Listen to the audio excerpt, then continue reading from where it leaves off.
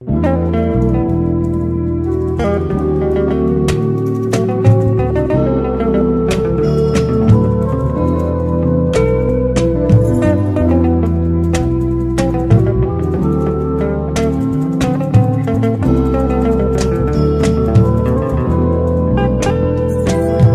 suis Mamadou Kandji, je suis professeur de littérature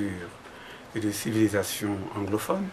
en particulier des périodes victoriennes, c'est-à-dire le 19e siècle, édouardienne, la période qui commence à partir des années 1900 et qui se termine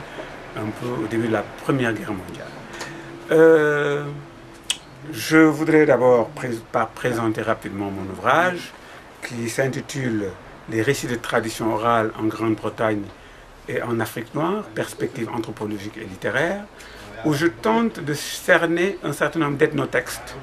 les contes, les mythes et légendes, à travers les deux civilisations de l'oralité que sont l'Afrique noire et la Grande-Bretagne.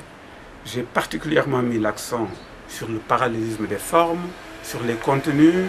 et sur bien d'autres aspects de la littérature orale. Et en particulier, du point de vue de l'Angleterre, la ballade populaire l'Angleterre et l'Écosse constitue l'épine dorsale de cet ouvrage-là, et je cherche à montrer que quelque part on peut lire les ballades traditionnelles d'Angleterre et d'Écosse, telles que c'est paru chez Child, dans sa très grande collection,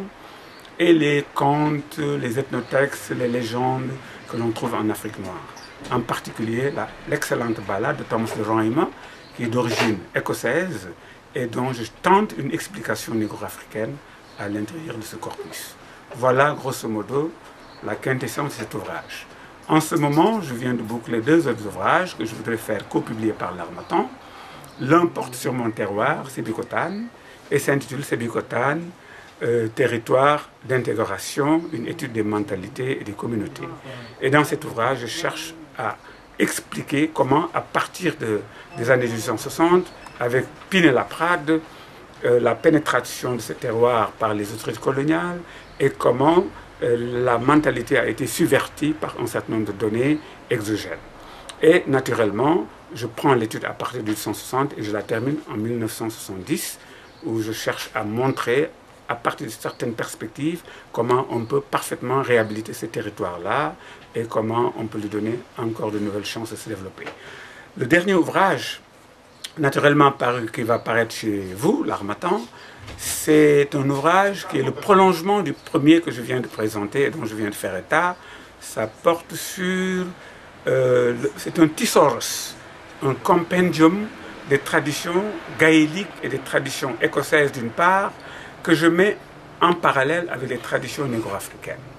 avec plusieurs entrées, comme ça se fait dans les thésaurus, des entrées thématiques, des entrées hiérarchisées, où je cherche à montrer par-delà les convergences anthropologiques, les convergences au niveau du sémantisme, au niveau linguistique, au niveau ethno-linguistique. Dans ce travail, je voudrais parler de l'évolution diachronique d'un certain nombre de termes, et en filigrane, je cherche à appuyer l'idée que fondamentalement, toutes les langues se ramènent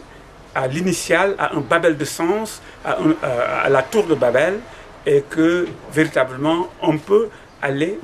vers la quête d'une langue mère à partir de laquelle toutes les langues s'originent.